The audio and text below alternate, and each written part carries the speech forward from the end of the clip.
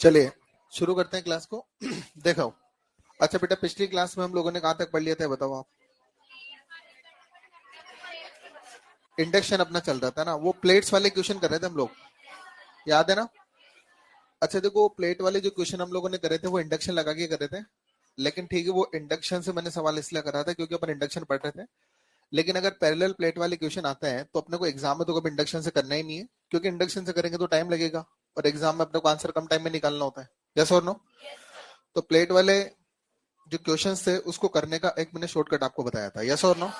अब वो शॉर्टकट केवल 2 प्लेट पे नहीं लगता, 3 प्लेट, 4 प्लेट, 5 प्लेट, कितनी भी पैरेलल प्लेट हो, सारी प्लेट्स में वो शॉर्टकट लग जाता है। जैसे कि एग्जांपल लेके बताता हूँ मैं आपको, ध्यान से देखिएगा। जैसे मान लो मैं आपसे बोलता हूँ कि 3 पैरेलल प्लेट है अपने पास, 3 कंडक्टिंग पैरेलल प्लेट्स अपने पास है। जैसे कि 3 प्लेट्स मैंने यहाँ पर रख दी, प्लेट्स का नाम मान लीजिए कि ए, बी और सी है, ठीक है? अच्छा, मैं आपसे बोलता हूँ कि प्लेट ए का जो चार्ज है मान लीजिए कि 4Q है, इसका चार्ज मान लीजिए कि 3Q है और इसका चार्ज मान लीजिए कि -Q है, ठीक है ना? ए का चार्ज 4Q, बी का चार्ज 3Q और सी का चार्ज कितना? और ये डायग्राम बनाकर मैं आपसे बोल सकता हूँ कि प्लेट बी के लेफ्ट में चार्ज बताओ, बी का लेफ्ट ये हो गया। आपसे बोल सकता हूँ कि सी के राइट में चार्ज बताओ, सी का राइट क्या ये हो गया। मतलब कोई सी भी प्लेट के लेफ्ट या राइट का चार्ज मैं आपसे पूछ सकता हूँ, ठीक है ना? तो ऐसे क्वेश्चन करने का एक फिक्स तरीका है, फिक्स प्रोसीजर है। इंडक्शन से होता है ऐसे क्वेश्चन, लेकिन अपने पास शॉर्टकट है तो अपन उसी से कर लेंगे। अच्छा, शॉर्टकट को मैंने आपको पिछली क्लास में समझाया था किस तरह से करना है, बताओ। सबसे पहले तो क्या करना होता है? हाँ, जितनी भी प्लेट्स आपको दे रखी है सभी प्लेट्स के चार्ज को टोटल कर लेना है। तो देखो, पहले तो क्यू टोटल कर लीजिए आप, है ना? तो क्यू टोटल जब आप करोगे, यहाँ पर सारी प्लेट का चार्ज जोड़ोगे, जब 4Q प्लस 3Q और -Q, तो टोटल कितना? अच्छा, 6Q आने के बाद क्या करोगे, इसके 2 पार्ट्स करोगे और 2 पार्ट करके उनको सबसे आउटर मोस्ट लेयर पे रख दोगे। यस और नो? तो 6Q के 2 पार्ट अगर आप देखोगे तो 3Q और 3Q, तो सबसे आउटर मोस्ट लेयर पे रख दोगे, आउटर मोस्ट सरफेस पे रख दोगे। तो बोलो ये क्या? 3Q और ये क्या? 3Q। बोलो हो गया। अब आगे का आंसर जो है जोड़ बाकी से निकलेगा, ठीक है ना? देखो कैसे निकलेगा। अच्छा, इस प्लेट का टोटल चार्ज क्या लाना है? 4Q। अच्छा, 3Q इधर है ना, इधर कितना हो कि दोनों को जोड़ने से 4Q आ जाए? बोलो, यहाँ पर Q होना चाहिए ना, ताकि दोनों को जोड़ने से टोटल कितना आ जाए? 4Q। अच्छा, Q के सामने इंडक्शन से -Q। अच्छा, दोनों तरफ मिलाकर 3Q लाना है, इधर क्या है? -Q। तो कितना हो कि दोनों का जोड़ 3Q आ जाए? ये -Q है तो फिर यहाँ पर 4Q ना पड़ेगा, दोनों का जोड़ कितना गया? 3Q। और -4Q के सामने -4Q, और अगर आप दोनों को जोड़ोगे तो वो -Q आ गया। बोलो क्लियर है? तो इस तरह से कोई सी भी आपसे सरफेस का चार्ज पूछे, अगर वो बोले कि बी के लेफ्ट का चार्ज बताओ या सी के राइट का चार्ज बताओ, तो आप बहुत आसानी से आप यहाँ से बता सकते हो। क्लियर है? तो इंडक्शन का कॉन्सेप्ट मैंने आपको पिछली क्लास में सिखाया था, लेकिन अगर ऐसा क्वेश्चन अपने को करना है तो फिर इंडक्शन से तो नहीं करना है, अपने को सीधा शॉर्टकट से कर लेना है। क्लियर है बात? चलो ठीक है, ये लिख लो बेटा। अच्छा, अब एक और बात है, मैंने आपको पिछली क्लास में एक पॉइंट ये भी समझाया था कि जो इंडक्शन होता है वो केवल फेसिंग लेयर्स में होता है। यस और नो? ये पॉइंट समझा दिया था ना? इंडक्शन केवल फेसिंग लेयर्स पे होता है, समझाया था ना? फेसिंग लेयर्स में इंडक्शन होता है, एक बात तो मैंने समझाई थी। अच्छा चलो, एक बात मुझे और भी समझा दो आप, कि आप ये तो जानते हो कि एक पॉजिटिव और नेगेटिव चार्ज बॉडी एक दूसरे को अट्रैक्ट करती है, और दो सेम नेचर वाली चार्ज अगर है, जैसे प्लस और प्लस दो बॉडी पर चार्ज है, तो वो एक दूसरे को रिपेल करती है। यस और नो? अच्छा, तो बताइए, अगर मान लीजिए मैंने दो बॉडीज को पास में रखा और ये देखा कि दोनों बॉडीज में अट्रैक्शन हो रहा है, इसका मतलब मैं क्या समझूंगा? दो बॉडीज को पास में रखने पर अगर उनके बीच में अट्रैक्शन हो रहा है, दैट मीन्स वो दोनों बॉडी क्या है? Opposite charge. मतलब एक पर प्लस और एक पर माइनस है। दो बॉडीज में अट्रैक्शन तब भी हो सकता है जब एक बॉडी पर चार्ज और दूसरी पर चार्ज नहीं है। मतलब एक पॉजिटिव चार्ज और एक न्यूट्रल बॉडी में भी अट्रैक्शन हो जाता है। चलो, प्लस माइनस में अट्रैक्शन होता है ये तो हम लोग जानते ही हैं, लेकिन अगर एक बॉडी पर प्लस और दूसरी पर चार्ज ही नहीं है तो भी अट्रैक्शन पॉसिबल है ड्यू टू इंडक्शन। कैसे मैं समझाता हूँ आपको, ये समझाया था क्या मैंने पिछली क्लास में? समझाया था क्या? इंडक्शन समझाया, लेकिन ये जो पॉइंट अभी बोला ये थोड़ी समझाया। चलो इसको समझाता हूँ, एक बात इधर देखो। अच्छा, जैसे मान लो एक बॉडी है मेरे पास, इस पर मान लीजिए कि पॉजिटिव चार्ज है, क्या है इस पर, और एक बॉडी न्यूट्रल है। एक बॉडी पॉजिटिव चार्ज और एक बॉडी क्या है? न्यूट्रल। इन दोनों में भी इंडक्शन, इन दोनों में भी अट्रैक्शन हो सकता है। अच्छा, प्लस के पास माइनस होगा तो अट्रैक्शन होता है, ये तो हम लोग जानते ही हैं। लेकिन एक चार्ज बॉडी के पास अगर एक अनचार्ज बॉडी होगी तो भी दोनों के बीच में क्या हो सकता है? अट्रैक्शन। वो अट्रैक्शन किस तरह से होगा वो ध्यान से समझना। अच्छा, आपको पता है कि जब दो बॉडीज को एक दूसरे के पास रखा जाएगा तो यहाँ पर इंडक्शन होगा। अच्छा ये बॉडी कैसी है, पॉजिटिव चार्ज, तो इंडक्शन की वजह से ये बॉडी क्या करेगी, इसके इलेक्ट्रॉन्स को अपनी तरफ अट्रैक्ट करेगी। तो इलेक्ट्रॉन अगर अट्रैक्ट होंगे तो इधर की तरफ शिफ्ट होंगे, तो इधर क्या जाएगा माइनस, और इधर इलेक्ट्रॉन की कमी होगी तो इधर क्या जाएगा प्लस। यस और नो। तो इंडक्शन की वजह से इस बॉडी के एक साइड में नेगेटिव आ जाएगा और एक साइड में पॉजिटिव आ जाएगा। बोलो क्लियर है। तो देखो इंडक्शन की वजह से एक तरफ नेगेटिव आ चुका और एक तरफ पॉजिटिव आ चुका। हाँ बॉडी अभी भी अनचार्ज है, क्योंकि नेट चार्ज की बात करेंगे तो कितना है, एक तरफ माइनस एक तरफ प्लस, नेट चार्ज के बॉडी का भी जीरो है। यहाँ पर बॉडी में इंडक्शन हुआ है कि बॉडी में चार्जिंग हुई है, इंडक्शन हुआ है, बॉडी की चार्जिंग अभी नहीं हुई। बोलो क्लियर है। अब देखो आप ये कह रहे थे कि एक पॉजिटिव और न्यूट्रल में अट्रैक्शन हो सकता है, तो मैं समझाता हूँ किस तरह से हो सकता है वो अट्रैक्शन।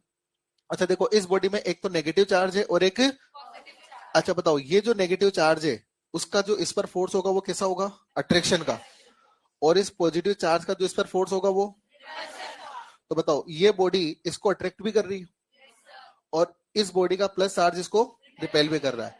तो माइनस की वजह से तो ये इसको अट्रैक्ट कर रही है और प्लस की वजह से ये इसको रिपेल कर रही है, लेकिन प्लस पास है या माइनस पास है, तो बताओ नेट फोर्स अट्रैक्शन का रिपल्शन का। आप लोग ग्रेविटेशन में पढ़े हो ना कि दो मास के बीच में लगने वाला फोर्स होता है G m1m2/r²। वैसे आपने यहाँ पर नहीं पढ़ा, लेकिन ये तो फॉर्मूला बताइए कि दो चार्ज के बीच का फोर्स होता है K(Q1Q2/r²। यस और नो। दो चार्ज के बीच में लगने वाला जो फोर्स होता है क्या डिस्टेंस पर डिपेंड करता है, अगर डिस्टेंस कम होगी तो फोर्स ज्यादा होगा। यस और नो। तो आप देखो बेटा प्लस और माइनस में डिस्टेंस क्या है, कम, प्लस और प्लस में डिस्टेंस क्या है, ज्यादा। तो प्लस और माइनस के बीच में जो फोर्स लगेगा वो ज्यादा लगेगा या कम, तो प्लस और माइनस में तो अट्रैक्शन है और प्लस में रिपल्शन है, तो यहाँ पर अट्रैक्शन ज्यादा है कि रिपल्शन। तो बताओ दोनों बॉडीज में नेट फोर्स कैसा है, तो बताइए ये दोनों बॉडीज एक दूसरे को अट्रैक्ट कर रही है, तो बताओ एक चार्ज और एक अनचार्ज बॉडी में भी अट्रैक्शन हो जाता है। अच्छा प्लस और माइनस में तो अट्रैक्शन होता ही है, तो आप पहले से जानते थे, लेकिन एक चार्ज और एक अनचार्ज में भी क्या हो जाता है, ड्यू टू इंडक्शन। यस और नो। तो एक बात बताओ, अब इस बात को लेकर मैं इस तरह से आपसे क्वेश्चन भी बना सकता हूं। जैसे मान लीजिए मैंने आपसे बोला कि मैंने दो बॉडीज को पास में रखा और मैंने देखा कि दोनों बॉडीज में अट्रैक्शन हो रहा है। दो बॉडीज को पास में रखने पर क्या हो रहा है, क्या कंक्लूजन निकालूं, एक पर प्लस है एक पर माइनस है, क्या इससे मैं कंक्लूजन निकाल सकता हूं कि एक प्लस और एक माइनस है। एक और बात सुनो पहले पूरी, अगर मैंने दो बॉडीज को पास में रखा और मैंने देखा कि दोनों बॉडीज में अट्रैक्शन है, तो क्या डेफिनेटली एक प्लस एक माइनस है, क्या एक चार्ज और एक अनचार्ज हो सकती है, तो चार्ज और अनचार्ज में भी क्या हो सकता है, अट्रैक्शन। तो बताइए किसी बॉडी पर चार्ज होने का जो कंफर्म टेस्ट है, किसी बॉडी पर चार्ज होने का कंफर्म टेस्ट है, वो क्या अट्रैक्शन है क्या। अगर दो बॉडीज को पास रखने पर अगर उन दोनों बॉडीज के बीच में अट्रैक्शन होता है, तो क्या मैं ये बात की गारंटी ले सकता हूँ कि दोनों ही चार्ज है, इस बात की गारंटी नहीं ले सकता कि मैं दोनों चार्ज है, क्योंकि अट्रैक्शन दो केस में हो सकता है, एक प्लस और एक माइनस हो, और तब भी हो सकता है जब एक चार्ज और एक अनचार्ज हो। तो दो बॉडीज में अट्रैक्शन होना उन दोनों बॉडीज पर चार्ज होने की गारंटी नहीं है। दो बॉडीज के बीच में अट्रैक्शन होना दोनों बॉडीज पर चार्ज होने की गारंटी, क्योंकि एक चार्ज एक अनचार्ज में भी अट्रैक्शन हो जाता है। यस और नो।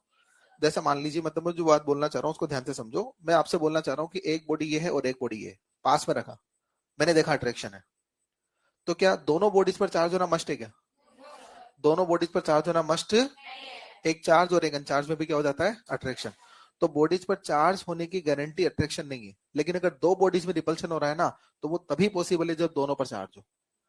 दो बॉडीज एक दूसरे को रिपेल केवल तभी करती है जब दोनों पर, और दोनों पर सिमिलर नेचर का चार्ज होना चाहिए, या तो दोनों पर प्लस और प्लस हो या दोनों पर माइनस और माइनस हो। ये बात किस किस के समझ में आ गई, इसमें कोई कंफ्यूजन है किसी को, कोई डाउट है। अच्छा एक और चीज, दो सिमिलर चार्ज बॉडीज में भी अट्रैक्शन हो जाता है, दो सिमिलर चार्ज बॉडीज में भी क्या हो जाता है, मतलब प्लस और प्लस में भी अट्रैक्शन हो सकता है। वो कब हो सकता है मैं आपको समझाता हूँ, एक बार इधर देखो। जैसे मान लो बेटा एक बॉडी मेरे पास ये है और इसका चार्ज मान लीजिए कि प्लस का 1000 कूलम है, और एक बॉडी मेरे पास ये है जिसका चार्ज मान लीजिए माइनस ये 0.001 कूलम है, ठीक है ना। अच्छा ये दो बॉडीज हैं, इस पर भी प्लस और इस पर भी प्लस, अरे यस और नो, इस पर भी प्लस है और इस पर भी प्लस है, इन दोनों बॉडीज में भी अट्रैक्शन हो सकता है। कैसे हो सकता है, ध्यान से सुनना। एक बात बताइए, अच्छा इस वाली बॉडी पर जो चार्ज है ना वो कितना है बेटा, +1000, यस और नो। जब आप इन दोनों बॉडी को पास में रखोगे तो इनमें इंडक्शन होगा।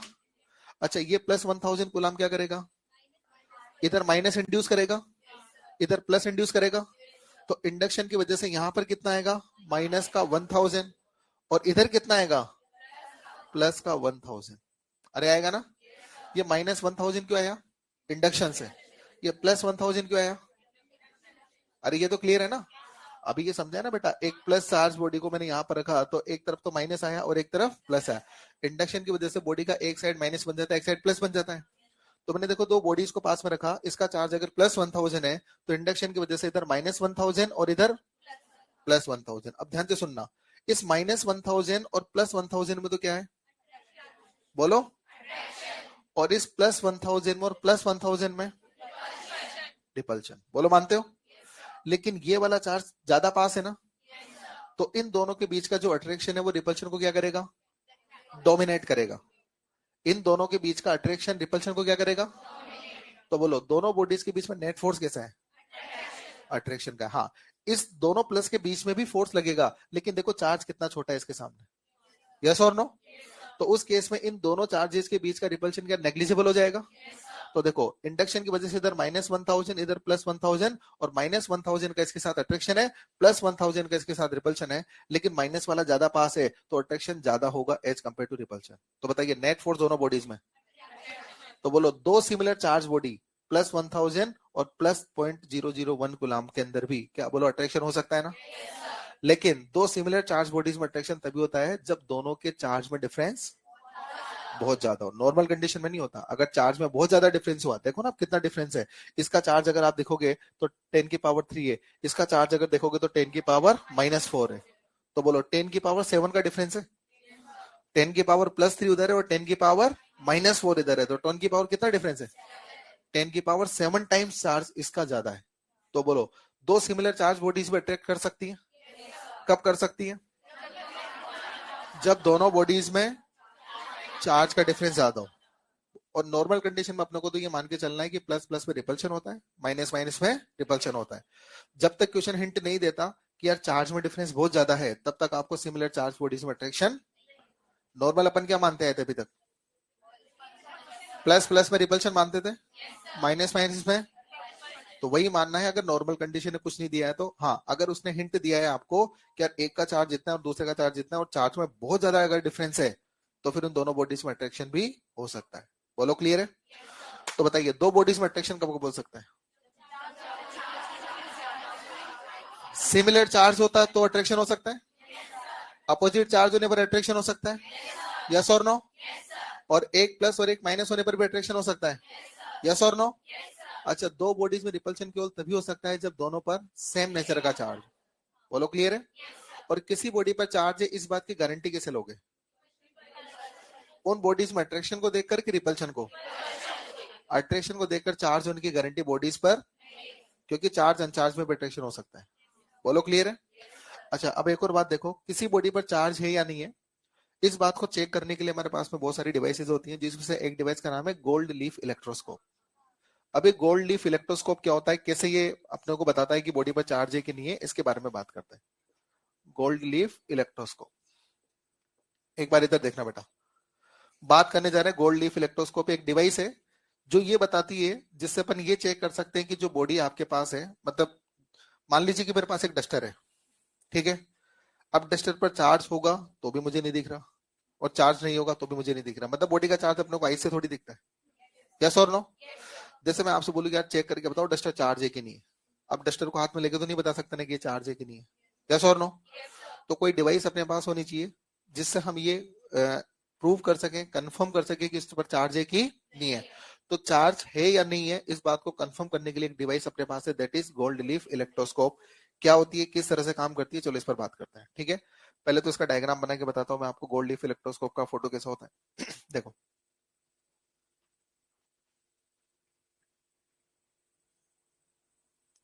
इस तरह से होता है इसका डायग्राम, देखो, ठीक है।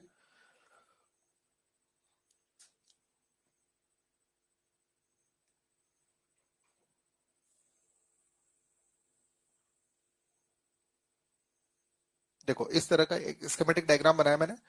अच्छा, ये एक मेटल बॉल होती है, क्या होती है, मेटल बॉल, ये मेटल रोड होती है, और ये गोल्ड लीव्स होती है। ये गोल्ड की लीव्स होती है, ठीक है ना। अब देखो ये काम किस तरह से करता है, पहले मैं आपको समझाता हूँ। अच्छा एक बात बताओ, ये पूरा पार्ट, अच्छा गोल्ड भी तो मेटल है, और ये पूरा मेटल होता है ना, और ये पूरा एक ही है, आपस में कनेक्टेड है सबके सब, यस और नो। अब जैसे मान लो मेरे पास कोई एक बॉडी है, जैसे मान लीजिए कि मेरे पास एक रोड है, ठीक है, मान लेते हैं कि रोड पर प्लस चार्ज है। कैसा चार्ज है? लेकिन अपने को नहीं पता कि रोड पर चार्ज है कि नहीं है, ठीक है ना। अब रोड पर चार्ज है कि नहीं है, तो ये आपको कैसे बताएगा, ध्यान से सुनना, ठीक है ना। अच्छा एक बात बताओ, अगर इस प्लस चार्ज रोड को मैं इस मेटल बॉल के पास लेकर आऊंगा तो क्या होगा? वेरी गुड, इंडक्शन होगा। इंडक्शन की वजह से बॉडी का एक साइड नेगेटिव बन जाता है, दूसरा साइड पॉजिटिव बन जाता है। अरे यस और नो। तो ये प्लस चार्ज रोड क्या करेगी, इस बॉल पर क्या करेगी, इंडक्शन। तो बताओ इस रोड पर कैसा चार्ज आएगा? वेरी गुड, इंडक्शन की वजह से क्या बोलो, नेगेटिव आएगा। अच्छा ये सब आपस में कनेक्टेड है, तो इस बॉडी का एक पार्ट तो ये हो गया और दूसरा पार्ट ये हो गया। तो इंडक्शन की वजह से अगर यहाँ माइनस आएगा तो प्लस कहाँ आएगा? कहां पर, यहाँ पर? क्या लीफ्स पर आएगा? तो इन लीफ पर आ जाएगा पॉजिटिव। बोलो इन लीफ पर क्या आ जाएगा? अब एक बात बताओ, जैसे मान लीजिए कि दो लीफ है मेरे पास, और ये लीफ इस तरह से मान लो, ये लीफ की पोजीशन है। अच्छा अगर इस पर भी प्लस आ गया और इस पर भी प्लस आ गया तो ये लीफ क्या करेंगे? बोलो प्रैक्टिकल बात करें, अगर इस पर भी प्लस दे दिया और इस पर भी प्लस दे दिया तो लीफ अट्रैक्ट या रिपेल? तो लीफ अगर रिपेल करेंगी तो लीफ में डाइवर्जन होगा। क्या लीफ डाइवर्स कर जाएंगी? यस और नो। तो जैसे मान लीजिए मेरे पास एक गोल्ड लीफ इलेक्ट्रोस्कोप है और कोई डस्टर मेरे पास है, और मैं जानना चाहता हूँ कि डस्टर पर चार्ज है कि नहीं, तो मैं क्या करूंगा, सिंपली ये जो डस्टर है ना, इसको इस मेटल की बॉल के पास ले जाऊंगा, टच नहीं करना, बस पास ले जाके मुझे खड़े होना है। यस और नो। तो अगर मान लीजिए डस्टर पर प्लस हुआ तो इंडक्शन की वजह से इस बॉल पर तो क्या आएगा, और लीव्स पर क्या आएगा? और जब लीफ पर प्लस और प्लस आएगा तो बताओ ये लीफ क्या करेंगी, प्लस के कारण रिपेल करेंगे ना। तो लीफ इस तरह से फैल जाएंगी, लीफ इस तरह से डाइवर्स कर जाएंगी, और जैसे लीफ डाइवर्स होंगी मैं समझ जाऊंगा कि यार इस पर क्या था, चार्ज था। लेकिन मैं इससे ये नहीं बता सकता कि चार्ज का नेचर क्या था, पॉजिटिव नेगेटिव नहीं बता पाऊंगा। क्यों नहीं बता पाऊंगा, सोचो अभी तो ये जो रोड थी ये प्लस चार्ज थी ना। अगर मान लीजिए अगर माइनस चार्ज वाली रोड में लेकर आता, माइनस चार्ज वाली रोड लेकर आता तो यहाँ पर आता प्लस और यहाँ आता, और दोनों लीफ प्लस और प्लस में फिर रिपल्शन होता तो क्या वापस डाइवर्ज होती? तो लीफ का डाइवर्जन देख के मैं सिर्फ इतना बता सकता हूँ कि बॉडी पर क्या था, चार्ज। लेकिन प्लस चार्ज था या माइनस चार्ज था ये मैं इस इलेक्ट्रोस्कोप से नहीं बता सकता। तो ये गोल्ड लीफ इलेक्ट्रोस्कोप क्या होता है, किस तरह से काम करता है, ये बात समझ में आई? किस किस को क्लियर हुआ? तो देखो इंडक्शन के बारे में अपन ने क्या क्या बातें सीखी। सबसे पहला तो बताओ, इंडक्शन इंडक्शन हमेशा कहाँ होता है, फेसिंग लेयर्स में। पिछली क्लास का समझा हुआ याद है? दोबारा समझाना है क्या इसको? इंडक्शन हमेशा कहाँ होता है, फेसिंग लेयर्स पर। अच्छा दूसरी बात, किसी भी बॉडी पर चार्ज होने का कंफर्म टेस्ट अट्रैक्शन है कि रिपल्शन? चार्ज होने का कंफर्म टेस्ट जो है वो रिपल्शन है। अट्रैक्शन तो चार्ज और अनचार्ज में भी हो सकता है, और अट्रैक्शन जो है दो सिमिलर चार्ज बॉडीज में भी हो सकता है। बोलो क्लियर है? और गोल्ड लीफ इलेक्ट्रोस्कोप क्या, ये डायग्राम अपन ने बना ही लिया। तो एक काम करो, सबसे पहले तो गोल्ड लीफ इलेक्ट्रोस्कोप ये डायग्राम बना, इसमें लैंग्वेज कुछ नहीं लिखना, बस गोल्ड लीफ इलेक्ट्रोस्कोप हेडिंग लिखो। एक सेकंड बेटा, गोल्ड लीफ इलेक्ट्रोस्कोप हेडिंग लिखो, और ये जो बोर्ड पे डायग्राम वगैरह बना हुआ है ये बना लो। अब जिनका डाउट है पूछो। छोटा मतलब साइज की बात कर रहे हो? हाँ ठीक है, होने दो।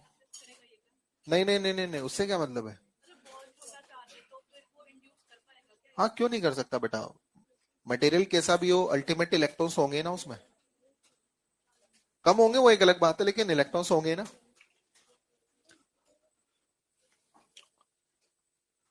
फटाफट लिख दो बेटा इसको।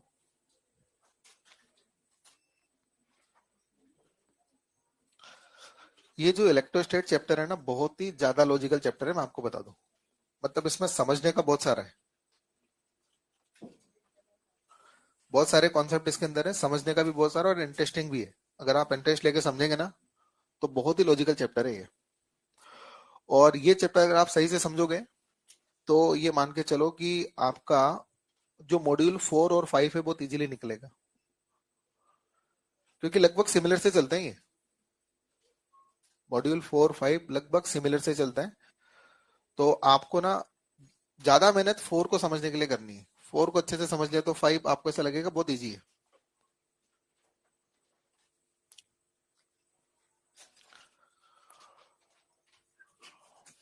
क्या डायग्राम बन गया?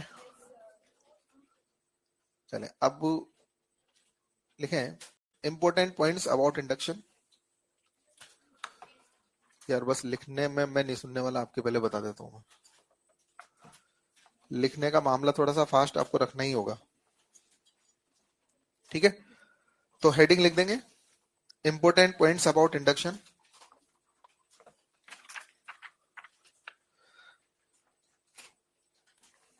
लिखें, लिखें, इंडक्शन टेक्स प्लेस, ऐसे पॉइंट वाइज लिखते चले। इंपोर्टेंट पॉइंट्स अबाउट इंडक्शन इसमें लिखते चले। Induction takes place only on facing layers. Induction takes place only on facing layers.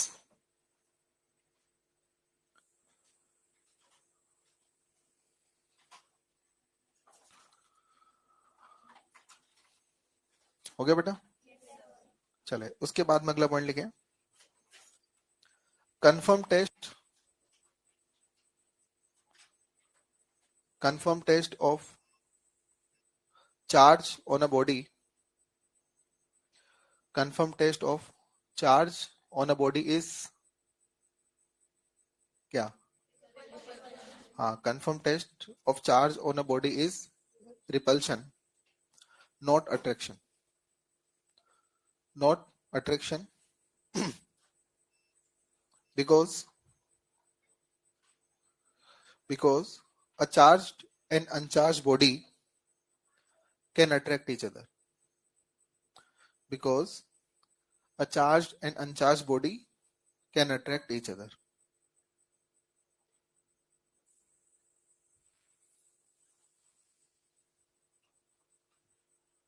हो गया? अच्छा, अगला पॉइंट लिखो, two similar charged bodies can attract each other. Two similar charged bodies can attract each other if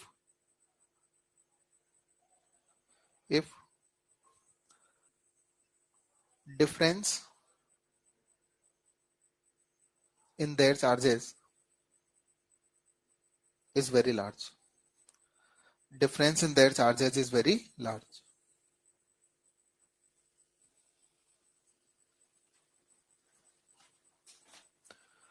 ठीक है बेटा? यहां तक कोई डाउट है किसी को भी? कोई भी कंफ्यूजन है यहां तक? नहीं है ना? चलो फिर उसके बाद एक हेडिंग लिख दो, वेरियस चार्ज डिस्ट्रीब्यूशन। हेडिंग लिखेंगे वेरियस चार्ज डिस्ट्रीब्यूशन। देखो, अब चार्ज डिस्ट्रीब्यूशन के टाइप अपन समझते हैं, और नया नहीं आप लोगों के लिए, आप लोग इसको इलेक्ट्रोस्टेट में भी पढ़ के आ चुके हो। सॉरी, इलेक्ट्रोस्टेट में क्या, आप लोग इसको ग्रेविटेशन में भी पढ़ के आ चुके हो। वहां पर आपने 3 तरह का मास डेंसिटी पढ़ा था, याद आ रहा है क्या? कितने बच्चों ने याद आ रहा है? 3 तरह की मास डेंसिटी थी, कौन कौन सी? लीनियर मास डेंसिटी, यस और नो? अच्छा, लीनियर मास डेंसिटी का मतलब था मास ऑन पर यूनिट लेंथ, याद है? फिर आपने पढ़ा था सरफेस मास डेंसिटी, पढ़ा था, मास ऑन पर यूनिट एरिया। फिर आपने पढ़ा था वॉल्यूम मास डेंसिटी, मास इन पर यूनिट वॉल्यूम। ये 3 चीजें पढ़ी थी ना? तो ये 3 तरह की मास डेंसिटी थी। वैसे अपन 3 तरह की चार्ज डेंसिटी पढ़ेंगे, वही नाम रहेगा लीनियर चार्ज डेंसिटी, एक रहेगा सरफेस चार्ज डेंसिटी, और एक रहेगा वॉल्यूम चार्ज डेंसिटी। मतलब वही रहेगा, वहां पर बात आप लोग मास की करते थे, यहाँ पर बात हम लोग चार्ज की करेंगे। मतलब हम बॉडीज को जो 3 तरह से चार्ज डिस्ट्रीब्यूट करा सकते हैं। अगर हमने किसी बॉडी की लेंथ पर चार्ज को डिस्ट्रीब्यूट किया है, बॉडी की लेंथ पर चार्ज को अगर डिस्ट्रीब्यूशन दिया है हमने, तो उसको बोलेंगे लीनियर चार्ज डिस्ट्रीब्यूशन, यस और नो? अगर हमने किसी बॉडी के एरिया पर चार्ज को डिस्ट्रीब्यूट किया है, तो वहां पर बोलेंगे सरफेस चार्ज डिस्ट्रीब्यूशन। और अगर किसी बॉडी के वॉल्यूम के अंदर चार्ज को डिस्ट्रीब्यूट कर दिया, तो उसको बोलेंगे वॉल्यूम चार्ज डिस्ट्रीब्यूशन। तो ये 3 तरह के चार्ज अपने पास डिस्ट्रीब्यूशन होते हैं, यस और नो? तो सबसे पहले लिखो बेटा, linear charge distribution. Linear charge distribution, देखो, लीनियर चार्ज डिस्ट्रीब्यूशन में क्या करना है? अपने को चार्ज का डिस्ट्रीब्यूशन कहां करना है? बॉडी की लेंथ पर। चार्ज का डिस्ट्रीब्यूशन कहां करना है? बॉडी की लेंथ पर करना है। कि जैसे मान लीजिए, सपोज करें कि मेरे पास एक ही रोड है, मेरे पास क्या है? एक ही रोड, और इस रोड की लेंथ पर मान लीजिए कि मैंने चार्ज को डिस्ट्रीब्यूट कर दिया। चार्ज का डिस्ट्रीब्यूशन कहां किया? रोड की लेंथ पर चार्ज को डिस्ट्रीब्यूट कर दिया। मान लीजिए कि मेरे पास एक रिंग है, क्या है ये रिंग। अच्छा देखो, स्पेयर और रिंग दिखने में एक जैसा दिखता है ना, अपन रिंग भी ऐसे बनाएंगे। रिंग का मतलब जैसे क्या होती है रिंग, जैसे बैंगल होती है ना, बैंगल तो समझते हैं आप लोग।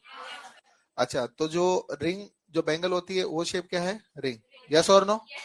तो रिंग पर अगर मैं चार्ज डिस्ट्रीब्यूट करूंगा तो बता बेटा रिंग का चार्ज कहाँ डिस्ट्रीब्यूट होगा, इसकी सरकमफेरेंस पर। यस और नो। तो जैसे रिंग की सरकमफेरेंस का जो चार्ज डिस्ट्रीब्यूशन हो रहा है वो भी कैसा डिस्ट्रीब्यूशन है, लीनियर चार्ज डिस्ट्रीब्यूशन। मतलब जब भी किसी बॉडी की लेंथ के अलोंग चार्ज का डिस्ट्रीब्यूशन होता है तो उसको बोलेंगे लीनियर चार्ज डिस्ट्रीब्यूशन। यस और नो।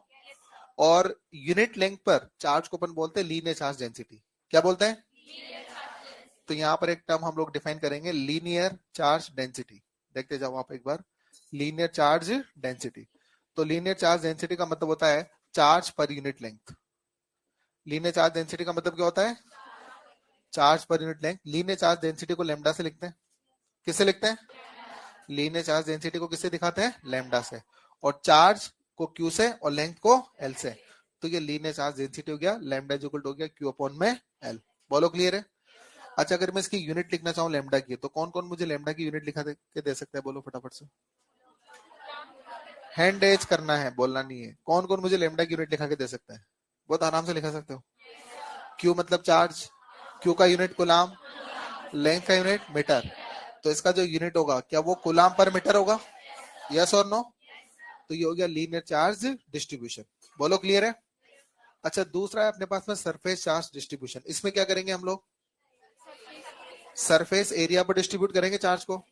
अच्छा जैसे मान लीजिए मेरे पास एक होलो स्फीयर है। अब देखो होलो स्फीयर का डायग्राम भी अपने को ऐसे बनाना पड़ेगा। कैसा स्फीयर है ये, एक होलो स्फीयर मेरे पास है। अच्छा होलो स्फीयर किसको बोलते हैं, होलो और सॉलिड में क्या डिफरेंस है। अच्छा होलो अंदर से खाली होता है, और सॉलिड, सॉलिड के अंदर क्या मसाला भरा होता है। मतलब अपन ऐसे बोले, सिंपल सी बात है कि जो सॉलिड में अंदर क्या मसाला भरा होगा, और होलो अंदर से खाली होगा। अच्छा इसका पूरा पूरा मटेरियल कहाँ है, केवल सरफेस पर है। पूरा पूरा मटेरियल कहाँ है, और सॉलिड के अंदर पूरा मटेरियल, उसके मटेरियल जो है पूरे वॉल्यूम के अंदर भी होगा। तो होलो का मतलब है पूरा पूरा मटेरियल कहाँ है, केवल इसकी सरफेस पर है।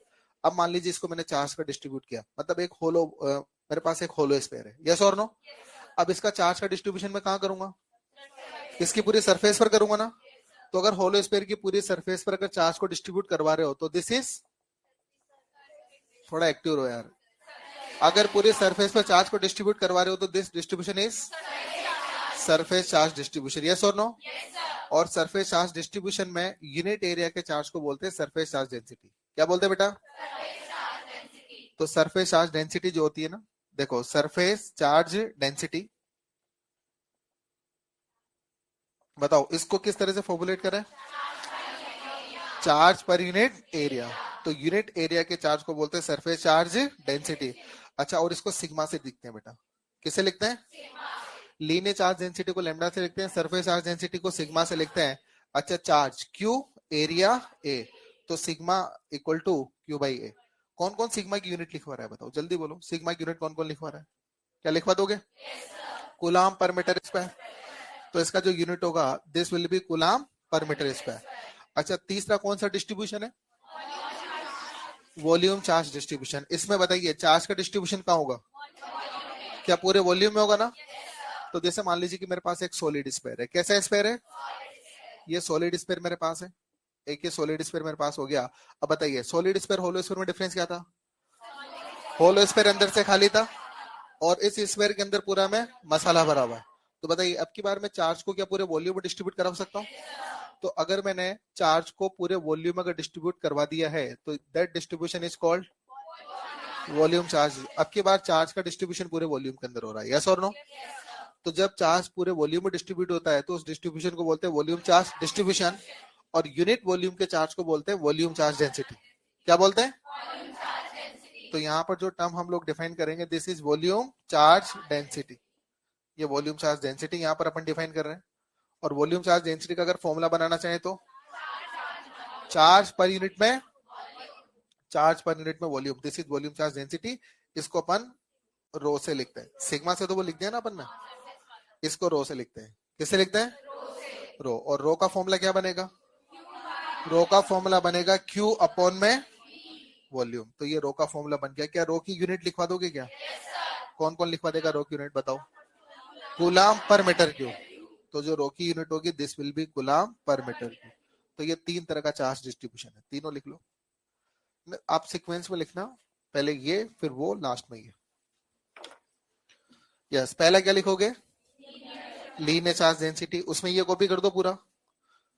और दूसरा वॉल्यूम, दूसरा सरफेस चार्ज डेंसिटी, और तीसरा वॉल्यूम चार्ज डेंसिटी। हाँ सॉरी, पहला है लीनियर चार्ज डिस्ट्रीब्यूशन, दूसरा है सरफेस चार्ज डिस्ट्रीब्यूशन, और तीसरा है वॉल्यूम चार्ज डिस्ट्रीब्यूशन। फटाफट लिख दो बेटा इनको।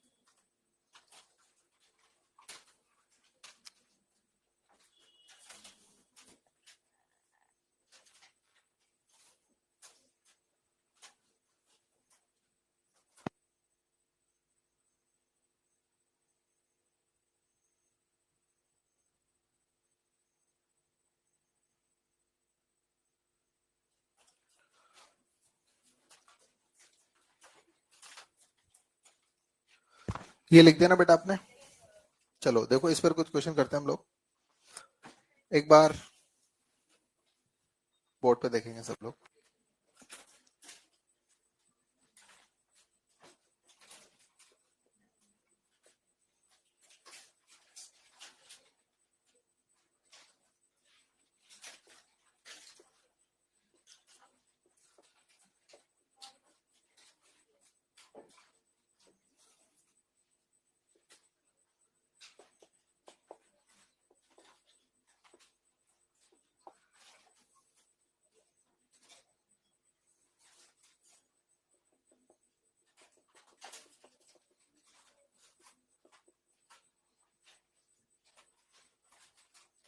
ये हटा दूं क्या?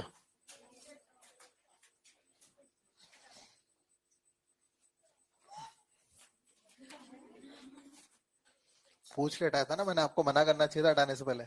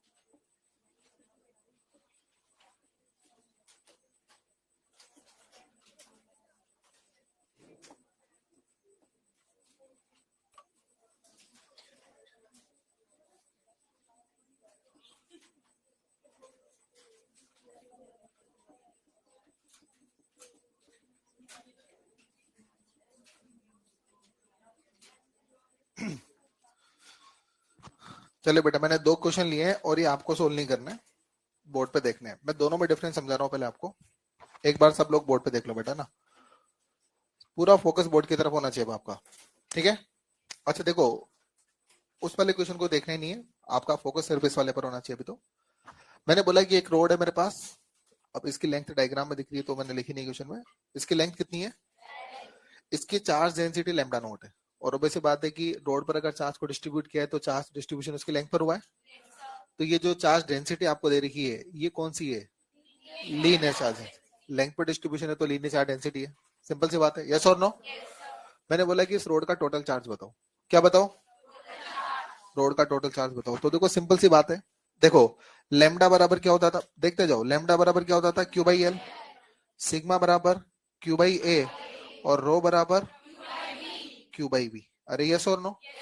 तो देखो अगर क्यू निकालना है तो lambda into L, sigma into A, और रो इंटू बी। बोलो क्लियर है। तो देखो अगर क्यू निकालना है आपको, तो अगर लेमडा दे रखा है तो लेंथ से मल्टीप्लाई कर दो, सिग्मा दे रखा है तो एरिया से मल्टीप्लाई कर दो, और रो दिया हुआ है तो वॉल्यूम से मल्टीप्लाई कर दो। बोलो ये तो समझ में आता है ना। तो चार्ज अगर निकालना है तो आप ये देखो पहले तो क्या दिया है, लेमडा दिया है, सिग्मा दिया है कि रो दिया है। लेमडा दिया है तो मल्टीप्लाई बाय लेंथ करके चार्ज आएगा, सिग्मा दिया है तो मल्टीप्लाई बाय एरिया करने से चार्ज आएगा, और अगर रो दिया है तो मल्टीप्लाई बाय वॉल्यूम करने से चार्ज आएगा। बोलो ये बात समझ में आती है। चल देख बेटा, इसका यूज करते हैं। अपने को क्या दिया है, लेमडा, तो मल्टीप्लाई किससे करें, लेंथ से करें। तो देखो अगर लेंथ से मल्टीप्लाई करेंगे तो अगर क्यू निकालना है तो बोलो क्यू बराबर होता है लेमडा इंटू एल। तो बोलो लेमडा की जगह कितना, लेमडा नॉट, और लेंथ की जगह एल। तो बोलो रोड का चार्ज आ जाएगा lambda naught into L. Answer खत्म। ये क्वेश्चन हो गया। दूसरा देखो आप, एक बार दूसरा देखो, ध्यान से सुने। अब दूसरा क्वेश्चन अगर आप देखोगे तो इसमें रोड की लीनियर चार्ज डेंसिटी आपको दे रखी है लेमडा नॉट एक्स, जहां पर लेमडा नॉट एक कांस्टेंट है, क्वेश्चन ने बोला है। और एक्स जो है रोड के एक एंड से डिस्टेंस है, किसी भी एंड से ले सकते हो, इधर से ले लो या इधर से ले लो, आपकी चॉइस है, उसने कुछ नहीं बोला। तो एक्स जो है distance from the one and. और आपका क्वेश्चन है बोल रहा है कि find total charge on the road, find. अच्छा मैं मान लेता हूं कि ये वाला एंड जो है एक्स बराबर 0 पर है, और ये वाला एंड जो है ये एक्स बराबर एल पर है। तो रोड की लेंथ एल हो गई ना भाई। अरे यस और नो। अभी मैंने आपको समझाया था कि देखो अगर चार्ज अगर निकालना है तो लेमडा दे तो लेंथ से मल्टीप्लाई कर दोगे तो आ जाएगा। तो अगर मान लीजिए मुझे इसका चार्ज अगर निकालना है, अगर क्यू निकालना है, तो बोलो लेमडा कितना है, लेमडा नॉट एक्स। यस और नो। और एक बात बताओ, एक्स अलग अलग जगह का अलग अलग है ना, यस और नो। यहाँ के लिए एक्स कितना है, 0। यहाँ के लिए एक्स कितना है, मिडिल के लिए एक्स, यहाँ के लिए एक्स का L/4 होगा। तो बताओ एक्स की वैल्यू अलग अलग जगह के लिए अलग अलग है, तो लेमडा सब जगह का सेम है कि अलग अलग है, अलग अलग है। अगर लेमडा सब जगह का अलग अलग है तो अपन बोलेंगे कि चार्ज का डिस्ट्रीब्यूशन यूनिफॉर्म नहीं है। अगर लेमडा सब जगह सेम है तो यूनिफॉर्म चार्ज डिस्ट्रीब्यूशन है। जैसे यहाँ पर लेमडा सब जगह का सेम था, लेमडा पूरी रोड पर सब जगह सेम था, तो अपन ने बोलेंगे यूनिफॉर्म डिस्ट्रीब्यूशन है। लेकिन यहाँ पर लेमडा वेरी कर रहा है, मतलब डिस्ट्रीब्यूशन नॉन यूनिफॉर्म है। चार्ज का डिस्ट्रीब्यूशन कैसा है, अब लेमडा तो अलग अलग जगह का अलग अलग है। तो जब मैं क्यू बराबर लेमडा एल करूंगा ना, तो सवाल ये आता है कि यार ये लेमडा तो अलग अलग जगह का अलग अलग है, तो मैं लेमडा यहाँ का लिखूं कि यहाँ का लिखूं, बीच का लिखूं, साइड का लिखूं, कहाँ का लिखूं। तो ऐसे क्वेश्चन में फिर अपन इंटीग्रेट करते हैं। क्या करते हैं, और आपने से इलेवंथ में बहुत बार करा, अभी मैं आपको थोड़ा आइडिया देता हूँ। अच्छा जब आप वर्क डन निकालते हो ना, तो वर्क डन का फॉर्मूला होता था फोर्स इंटू डिस्प्लेसमेंट। यस और नो। अगर मान लीजिए कि जो फोर्स आपको दे रखा है अगर वो कांस्टेंट फोर्स है, अगर कांस्टेंट फोर्स आपको दे रखा है तो वर्क डन निकालने के लिए सीधा एफ इंटू एक्स करते थे और आपका वर्क डन आता था, यही होता था। लेकिन फोर्स अगर वेरिएबल दे रखा है तो फिर आप सीधा एफ इंटू एक्स नहीं करते थे, आप इंटीग्रेट करके वर्क डन निकालते थे। याद है क्या। तो बस वही चीज यहाँ पर है फिजिक्स में। जैसे मान लीजिए कोई फॉर्मूला है, जैसे वर्क डन का फॉर्मूला एफ इंटू एक्स है, अगर एफ कांस्टेंट है तो सीधा एफ इंटू एक्स करके वर्क डन आ जाएगा। लेकिन अगर मान लीजिए अगर कोई पैरामीटर वेरिएबल है ना, तो फिर सीधा मल्टीप्लाई नहीं करते, वहां पर इंटीग्रेट करके आंसर करते हैं। यस और नो। तो फिर आपका प्रोसेस ये होता था कि आप वर्क डन को एक साथ कैलकुलेट नहीं करते थे, पहले तो एक छोटे से डिस्प्लेसमेंट का वर्क डन निकालते थे। यस और नो। छोटे से डिस्प्लेसमेंट का वर्क डन लिखते थे, छोटे से डिस्प्लेसमेंट का छोटा सा वर्क डन होता था डीडब्ल्यू, और डीडब्ल्यू होता था एफ इंटू डीएक्स। छोटे से डिस्प्लेसमेंट का वर्क डन, फिर क्या करते थे, टोटल वर्क डन निकालने के लिए इसको इंटीग्रेट करते थे, तो टोटल वर्क डन निकालने के लिए इंटीग्रेट करते थे एफ इंटू डीएक्स। तो वही काम अपन यहाँ पर करेंगे। आपका क्यू बराबर लेमडा एल तो है, लेकिन अगर लेमडा अगर कांस्टेंट है तो क्या करोगे, सीधा वर्क डन निकाल लोगे। अरे यस और नो? लेकिन अगर मान लीजिए कि लेमडा अगर वेरिएबल है तो, लेमडा अगर वेरिएबल है तो फिर आप एक साथ चार्ज नहीं निकाल पाओगे। लेमडा अगर वेरिएबल हुआ तो पहले तो आप एक छोटे से एलिमेंट का चार्ज निकालोगे, और अगर पूरी ऑब्जेक्ट का चार्ज निकालना है तो उसको इंटीग्रेट कर दोगे। ये बात किस किस के समझ में है पहले तो बताओ। मतलब मैं बेसिकली सिखाना चाह रहा हूँ कि इंटीग्रेशन कब करना है और कब डायरेक्ट मल्टीप्लाई करना है। समझ गए? लेमडा अगर कांस्टेंट दिया है तो डायरेक्ट मल्टीप्लाई, लेमडा अगर वेरिएबल दिया है तो बताओ इस वाले क्वेश्चन में लेमडा कांस्टेंट था कि आपने डायरेक्ट मल्टीप्लाई किया? यहाँ पर आपका लेमडा कांस्टेंट है कि वेरिएबल, तो क्या करें? क्या इंटीग्रेट करें? अब देखो,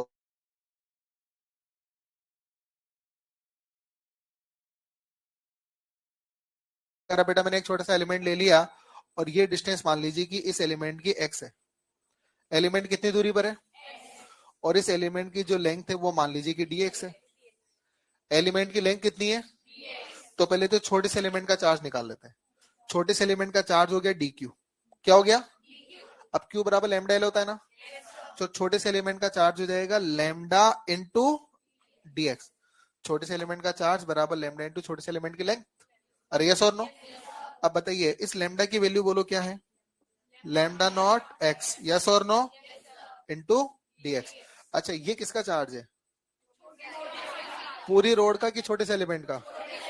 मुझे किसका चार्ज चाहिए? पूरे, पूरी रोड का चाहिए। क्या करना चाहिए? क्या इंटीग्रेशन करना चाहिए? तो अगर मुझे टोटल चार्ज निकालना है तो इंटीग्रेशन कर दो किसका? Lambda naught X into D X. Yes और no? Lambda naught sorry lambda naught X into D X का मैं इंटीग्रेशन कर दूं। अब इंटीग्रेशन की लिमिट क्या लगवा सकते हैं क्या? अच्छा मुझे पूरी रोड का चार्ज निकालना है तो बताओ पूरी रोड को कवर करने के लिए मैं लिमिट कहां से कहां तक लूं? अगर पूरी रोड का चार्ज निकालना है तो लिमिट ले लूंगा मैं x इक्वल टू जीरो से x इक्वल टू एल। तो यहाँ पर जो लिमिट आ जाएगी ना बेटा वो जीरो से लेकर एल तक। कौन कौन इंटीग्रेशन सोल्व करा सकता है जल्दी बोलो। इंटीग्रेशन करना किस किस को आता है पहले तो बताओ मेरे को। आता है? कौन कौन इस इंटीग्रेशन को सोल्व करा सकता है? आप हैंड रेज करो। आप बोलना नहीं है, इंटीग्रेशन को सोल्व करने के लिए हैंड रेज करें बस आप लोग। कौन कौन सोल्व करा सकता है? बेटा मैं एक बात और बोल देता हूँ, ये इंटीग्रेशन हो गया, डिफरेंशिएशन हो गया, ट्रिग्नोमेट्री हो गई, ये आप नहीं आता तो बेटा सीख लेना। आपके लिए शायद अब इसके लिए एक्स्ट्रा क्लासेस लगा दी जाएंगी। देखो वैसे तो आप लोगों ने 11th क्लास में इसको पढ़ रखा है तो उम्मीद तो ये की जाती है कि आपको आता होगा, लेकिन अगर नहीं आता है ना तो बेटा इसको सीख लेना, क्योंकि जब तक ये चीजें नहीं आएंगी ना, अपने को इंटीग्रेशन करना नहीं आ रहा या डिफरेंशिएशन में अगर प्रॉब्लम है तो बेटा इसको सीख लेना। घर पे पढ़ को सीखो तो ठीक, वरना एक्स्ट्रा क्लासेस आपके लिए लगा दी जाएंगे उसमें सीखो तो ठीक, लेकिन ये सीख लेना क्योंकि जब तक ये चीजें नहीं आएंगी ना अपने को तब तक फिजिक्स प्रॉब्लम करेगी। फिजिक्स में लगभग बार बार काम आती है चीजें। इंटीग्रेशन काम आ रहा है, कभी डिफरेंशिएशन काम आ रहा है, कभी ट्रिग्नोमेट्री के फंक्शंस काम आ रहे हैं। ये चीजें याद रखना होगा अपने को। समझ गए ना बात को? ऐसा नहीं हो जाए कि मतलब फिजिक्स के जो कॉन्सेप्ट है वो अपन साइड में रख दे और अपन पूरा फोकस इन पे कर रहे हैं। मतलब ये मान के चलेंगे कि यार ये चीजें आपको आनी चाहिए। बात समझ गए? फिजिक्स तो मैं सिखा दूंगा लेकिन ये चीजें, उम्मीद तो ये करूंगा ना कि यार आप लोगों ने 11th क्लास पूरी पढ़ ली है तो ये चीजें आपको आती होंगी। आती है ना? देखो जिनको आता है बहुत अच्छी बात है, अगर नहीं आता है तो सीख लेना, कोई शर्माने वाली बात नहीं है इसके अंदर। ठीक है? तो देखो इस क्यू को निकालना है मेरे को। सबसे पहले तो इंटीग्रेशन से क्या करते हैं, कांस्टेंट को बाहर निकाल लेते हैं। कांस्टेंट कौन है? लैम्डा नॉट कांस्टेंट है, बाहर आ गया ना। एक्स का इंटीग्रेशन क्या होता है? एक्स का integration x square by two, और लिमिट हो जाएगी जीरो से एल। तो जब आप क्यू निकालोगे तो लेमडा नॉट, और ये हो जाएगी upper limit minus lower limit, तो ये हो जाएगा एल स्क्वायर बाई टू। तो इसका जो चार्ज आ जाएगा lambda naught L square upon में टू। तो ये इस रोड का चार्ज आ गया। फॉलो क्लियर है? लिख दो बेटा, फटाफट लिख दो।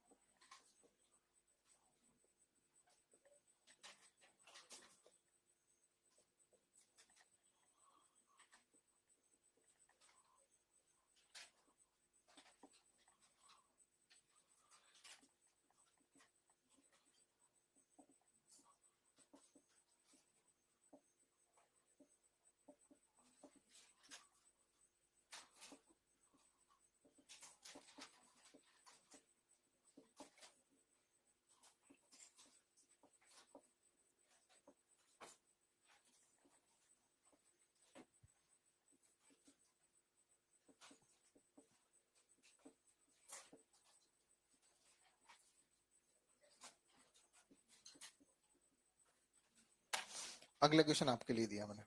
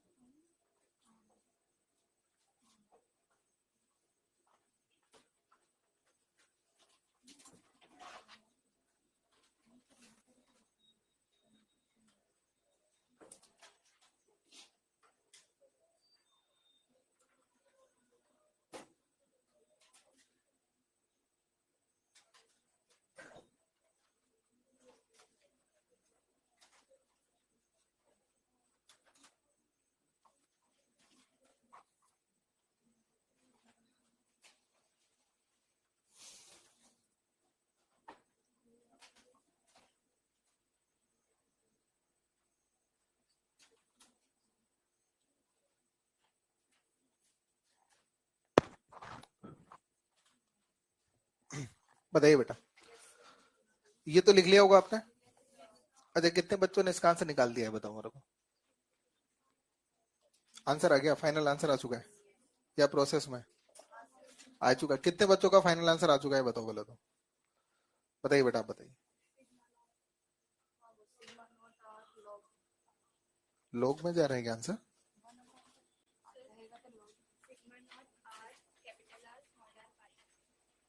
सिग्मा नॉट,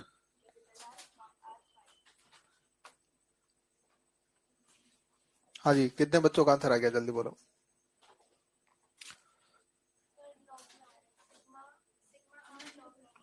चलो एक बार देखो यार, ऐसे क्वेश्चन ना आप लोगों ने 11th क्लास में भी किए होंगे, पता नहीं आंसर क्यों नहीं आ रहा। चलो कोई बात नहीं, मैं सिखा देता हूँ एक बार। अब बेटा लिखना बंद कर देना आप पहले तो पूरी तरह से। आपका पूरा फोकस बोर्ड पे होना चाहिए। अच्छा एक बात बताओ, यहाँ पर बात हो रही है सरफेस चार्ज डेंसिटी की और चार जगह निकालना है। इधर देख लो बेटा, पहले अप्रोच समझ लो। मैंने आपसे स्टार्टिंग में कही थी, किसी भी क्वेश्चन को पहले अप्रोच जब तक नहीं समझेंगे ना तब तक वो प्रॉब्लम करेगा।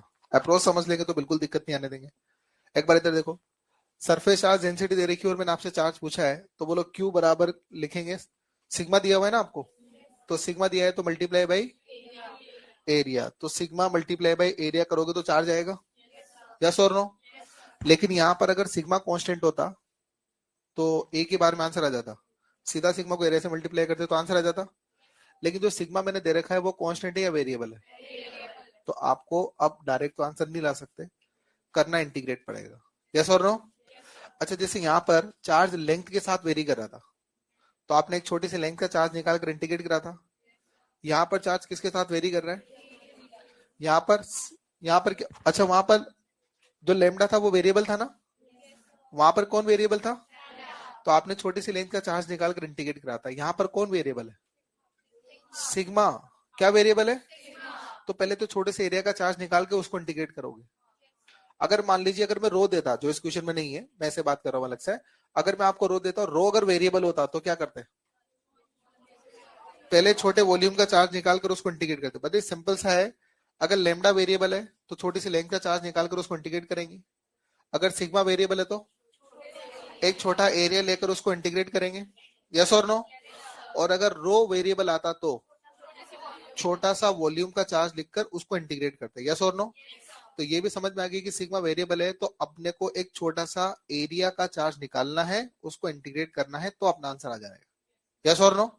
तो देखो पहले तो अपन डायग्राम वगैरह बनाते हैं इसके लिए, तो बढ़िया। तो देखो डायग्राम बनाते हैं। तो देखो बेटा ये तो आपकी डिस्क हो गई, ये तो क्या हो गई? अच्छा डिस्क की रेडियस क्या है? ये डिस्क की रेडियस जो है वो कैपिटल आर है। यस और नो? और स्मॉल आर कहां से डिस्टेंस है? सेंटर से डिस्टेंस है। अरे यही है ना? तो बोलो क्या करें? पहले तो एक छोटा सा एरिया लें इसका।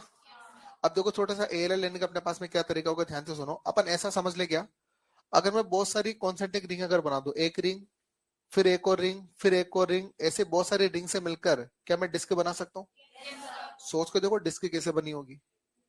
अगर बहुत सारी रिंग अगर मैं एक साथ रख देता हूँ, जैसे एक रिंग, इससे थोड़ी सी बड़ी रिंग, फिर थोड़ी सी बड़ी रिंग, फिर एक और बड़ी रिंग, ऐसे बहुत सारी रिंग्स अगर मैं कॉन्सेंट्रिक रिंग्स मान लूं, तो बोले बहुत सारी कॉन्सेंट्रिक रिंग से मिलकर के डिस्क बनी, ऐसा मान सकता हूँ। जैसे ये डिस्क ही तो है, ये देखो ना। What is this? ऐसा मान सकते हैं कि बहुत सारी रिंग से मिलकर बनी है। यस और नो? तो मैं एक काम करता हूँ, अच्छा इसको मुझे एक छोटे से एरिया का चार्ज निकालना है। क्या निकालना है? अब देखो बेटा छोटे से एरिया का चार्ज निकालने के लिए मैं क्या करता हूँ, एक छोटी सी स्ट्रिप ले लेता हूँ उस डिस्क पर। क्या ले लेता हूँ? छोटे से स्ट्रिप ले लेता हूँ और ये आर डिस्टेंस पर ले लेता हूँ। कितने डिस्टेंस पर? बढ़िया नहीं बना फोटो। एक छोटी सी स्ट्रिप यहाँ पर ले ली मैंने, ये देखो एक छोटी सी स्ट्रिप ले ली, और इस स्ट्रिप की जो थिकनेस है वो मैंने डी आर ले ली।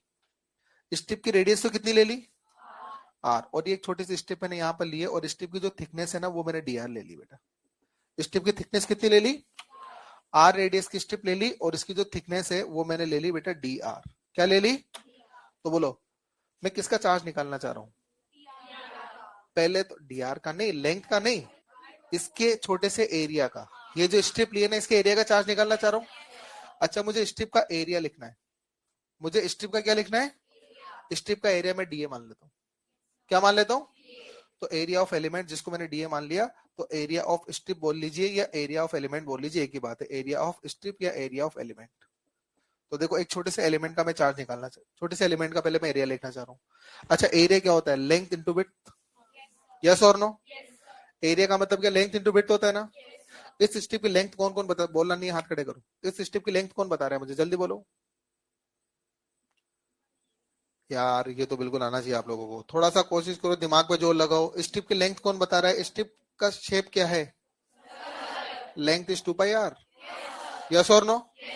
एरिया लिखना है तो एरिया का मतलब होता है लेंथ इनटू विड्थ। स्ट्रिप का लेंथ कितना है और विड्थ कितनी?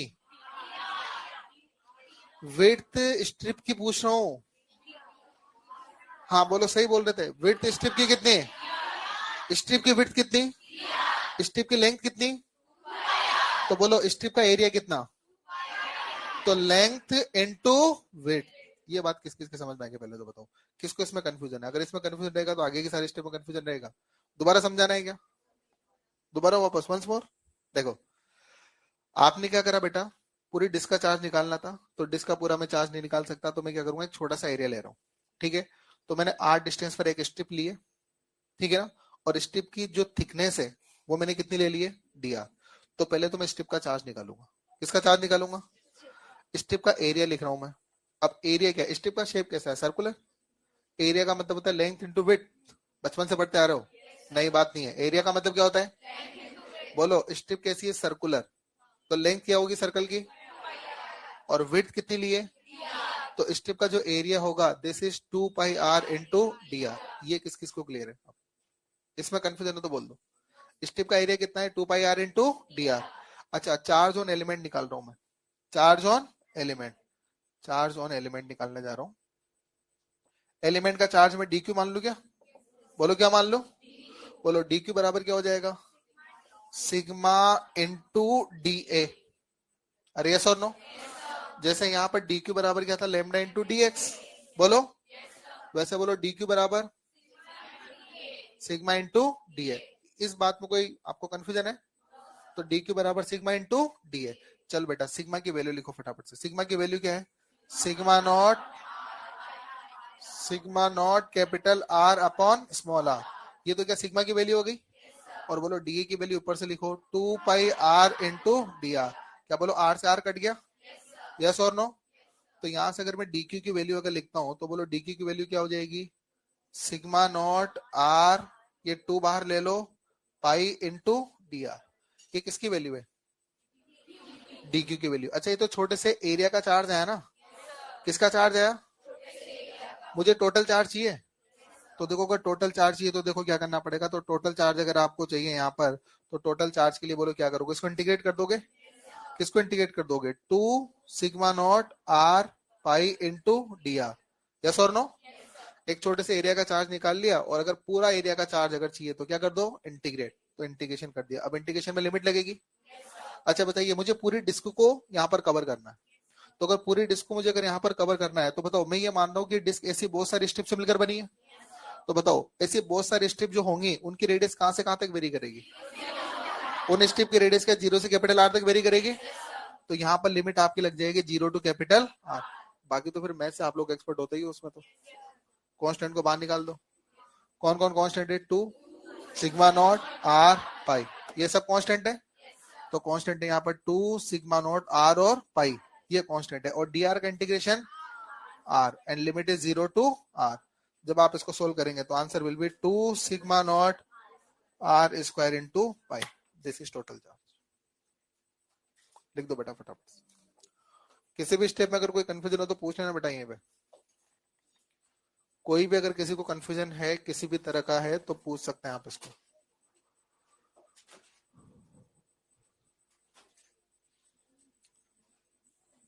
देखो अप्रोच बड़ी सिंपल थी, मैं एक बार आपको अप्रोच वापस बताता हूँ। कैलकुलेशन अपनी जगह है, कैलकुलेशन को मत देखना, अप्रोच बड़ी इंपॉर्टेंट है, बाकी तो फिर कैलकुलेशन होती है ना। और जब तक अप्रोच नहीं मिलेगी तब तक कैलकुलेशन में आपका दिमाग काम नहीं करेगा, मैं आपको बताऊं। देखो इसके पहले वाले क्वेश्चन में लेमडा वेरी कर रहा था, इस वाले में सिग्मा वेरी कर रहा है। जब लेमडा वेरी कर रहा था तो मेरा फोकस छोटी सी लेंथ लेकर उसका चार्ज निकालने का था, यस और नो। तो यहाँ पर मैंने एक छोटा सा लेंथ लिया, डीएक्स लेंथ लिया, और उसका चार्ज निकाल के रख दिया, यस और नो। छोटी सी लेंथ का चार्ज निकाल दिया और उसको इंटीग्रेट कर दिया, तो पूरी लेंथ का चार्ज, पूरी रोड का चार्ज आ गया। यहाँ पर वेरी कौन कर रहा था, सिग्मा। अब आपका टारगेट एक लेंथ का चार्ज निकालना कि छोटे से एरिया का चार्ज निकालना, तो छोटे से एरिया का चार्ज निकालना। तो देखो छोटा सा एरिया लिया है यहाँ पर मैंने, यस और नो। तो छोटा सा एरिया जो लिया है, वो जो एरिया है वो एक स्ट्रिप है ना। अब स्ट्रिप का एरिया लिखना पड़ेगा, जो छोटा सा एरिया ले रहा हूँ उसका एरिया लिखना तो पड़ेगा ना। एरिया होता है लेंथ इंटू वेट। बोलो इस स्ट्रिप का जो शेप है वो क्या है, सर्कुलर। तो लेंथ तो लिख दूंगा 2 पाई आर, और विड्थ कितनी है, तो ये छोटा सा एरिया मैंने लिख दिया। और छोटे से एरिया का जो चार्ज होगा, this is the sigma into D A. Sigma आपको दे रखा है और एरिया आपने लिख दिया, मल्टीप्लाई करके ये आ गया। अब ये तो छोटे से एरिया का चार्ज आ चुका है, इसको इंटीग्रेट कर दिया तो पूरे एरिया का टोटल चार्ज आपके पास आ गया। बोलो क्लियर है। अब देखो यहाँ पर तो मैं आपको सवाल नहीं दे रहा, लेकिन हो सकता है कि मैं ऐसा सवाल आपको टेस्ट में दे दूं जहां पर मैं रो वेरी करवा दूं। नहीं समझ गए भाई, क्लास में मैंने लेमडा वेरी करवा दिया, सिग्मा को भी वेरी करा दिया। तो जब लेमडा वेरी कर रहे थे तो छोटे से आपने लेंथ का चार्ज निकाल दिया और इंटीग्रेट करके पूरा चार्ज निकाल दिया। सिग्मा वेरी करा दिया तो फिर आपने छोटे से एरिया का चार्ज निकाल कर उसको इंटीग्रेट कर दिया। और अगर टेस्ट में मैं अगर रो को वेरी करवाता हूं तो क्या करोगे फिर, छोटे से वॉल्यूम का चार्ज निकालोगे, यस और नो। और छोटे से वॉल्यूम का जो भी चार्ज आएगा उसको इंटीग्रेट कर दोगे तो पूरे वॉल्यूम का चार्ज आ जाएगा। कर सकते हो ना, टेस्ट में दे दो फिर एक सवाल, पक्का। तो एक क्वेश्चन आउट हो गया टेस्ट का, कर दे या नहीं दे, बोलो पक्का, देख लो फिर, श्योर हो आप लोग। कितने बच्चे चाहते हैं कि टेस्ट में रो वेरी करने वाला एक सवाल दे दिया जाए? ठीक है, डन। एक क्वेश्चन रहेगा रो वेरी करने वाला। क्या? फिर मैं टेस्ट में नहीं दूंगा?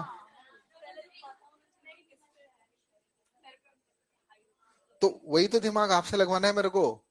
अगर मैंने रो वाला सवाल यहाँ करा दिया तो फिर मैं टेस्ट में क्यों दूंगा? भाई मेरे पास में तीन चीजें वेरी करने के लिए थी, या तो मैं लेमडा वेरी करता, सिग्मा वेरी करता, रो वेरी करता। दो वेरी यहाँ करा दिए तो एक वेरी टेस्ट में करा देंगे। और अगर मैंने यहाँ, मैं हिंट दूंगा तो फिर वो आंसर ही आउट, क्वेश्चन के साथ आंसर भी आउट कर दूं। फिर तुम क्या करोगे टेस्ट में, तो बताओ मेरे को।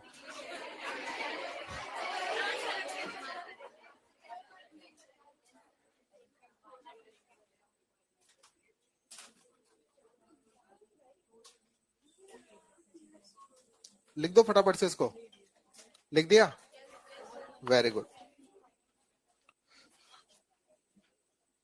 और मेरे से पूछना मत रो वाला सवाल कैसे करना है। अगर आपने पूछ लिया रो वाला कैसे करना है तो मैं टेस्ट से हटा दूंगा उसको फिर। मतलब मैंने हिंट दे दिया कि मैं रो वाला दे रहा हूं, तो इसका मतलब नहीं कि तुम रो वाला सवाल पूछने आ गए मेरे से, मैं बताऊंगा ही नहीं।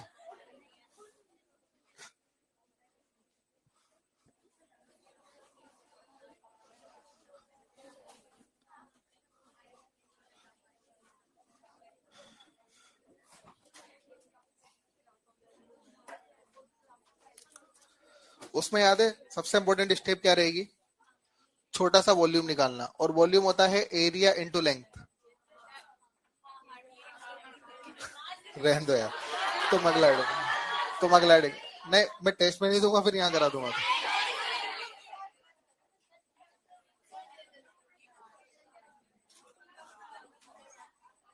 चलो स्टार्ट करते हैं कूलाम्स लॉ।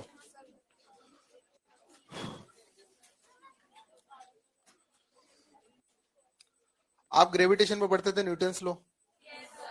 तो न्यूटन ने क्या करा था, दो मास पार्टिकल्स के बीच में लगने वाले फोर्स को स्टडी किया था। तो कूलम ने, सॉरी, न्यूटन ने बताया था कि दो मास m1 और m2 के बीच में जो फोर्स लगता है वो m1 m2 के प्रोडक्ट के डायरेक्टली प्रोपोर्शनल होता है, डिस्टेंस के स्क्वायर के इनवर्सली प्रोपोर्शनल होता है। फिर आपने वहां पर फॉर्मूला बनाया था F बराबर जी m1 m2 upon r square. तो उसी तरह से कुलाम नाम के एक साइंटिस्ट थे, उन्होंने दो पॉइंट चार्ज, किनके बीच में, दो पॉइंट चार्ज के बीच में लगने वाले इलेक्ट्रिक फोर्स को स्टडी किया था। जैसे दो मास के बीच में लगने वाले फोर्स को अपन बोलते हैं ग्रेविटेशन फोर्स, दो चार्ज के बीच में लगने वाले फोर्स को बोलते हैं इलेक्ट्रिक फोर्स। क्या बोलते हैं?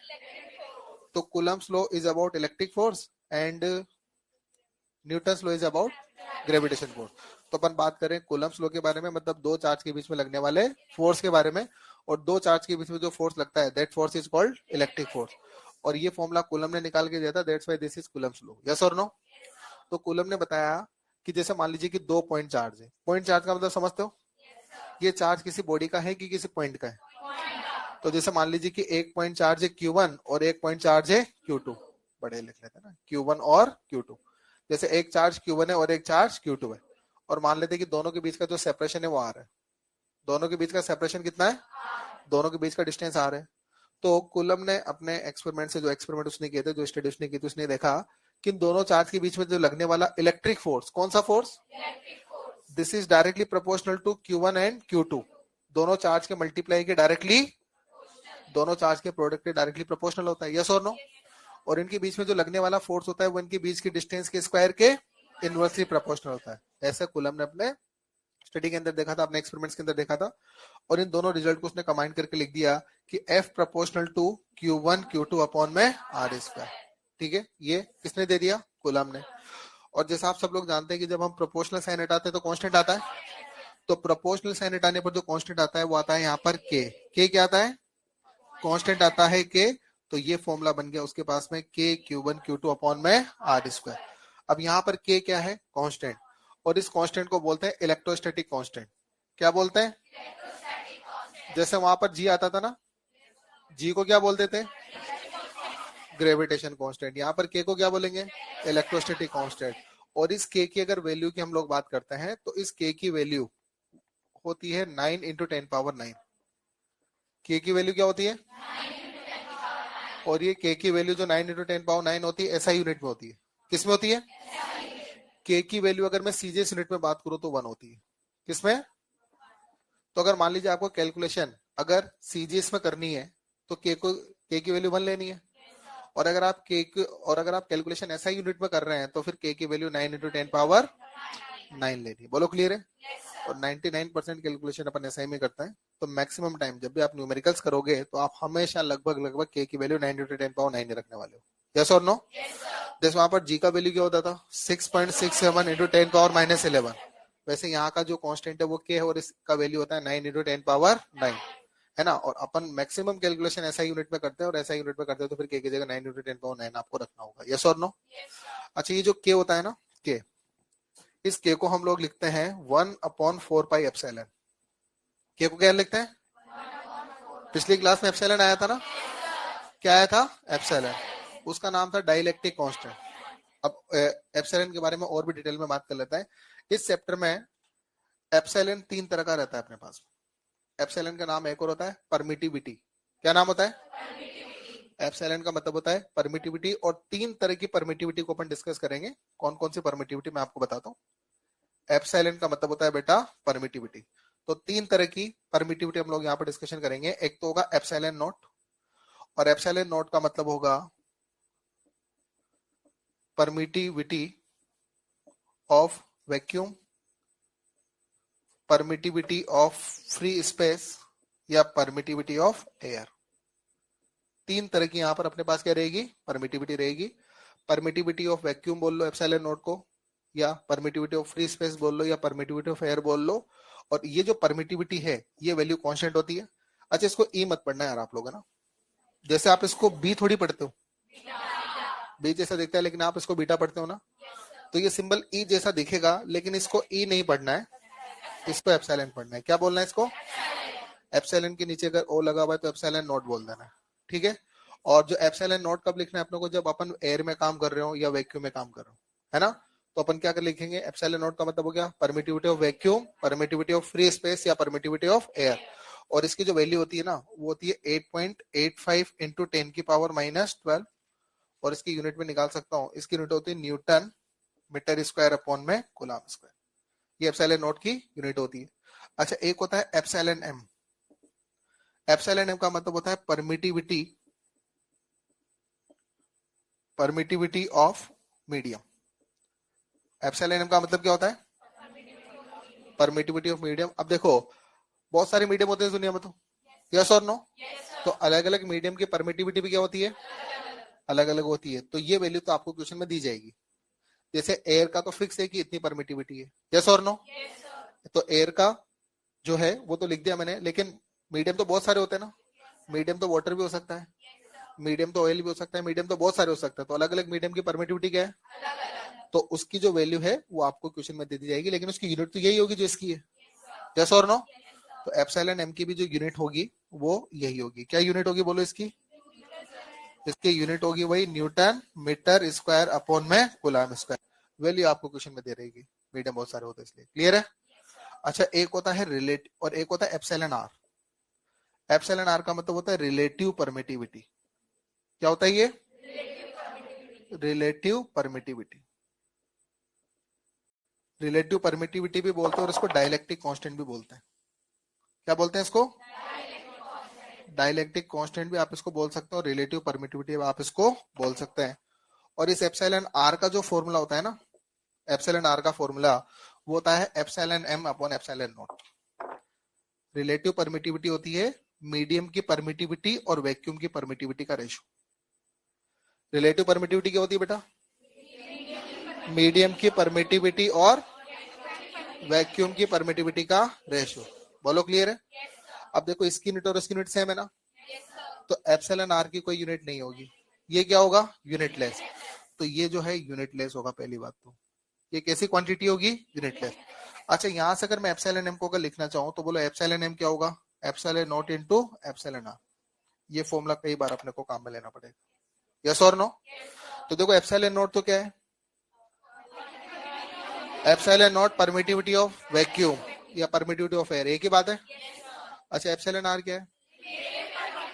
Relative permittivity. यस और नो? और एप्सिलॉन एम क्या है? Permittivity of medium.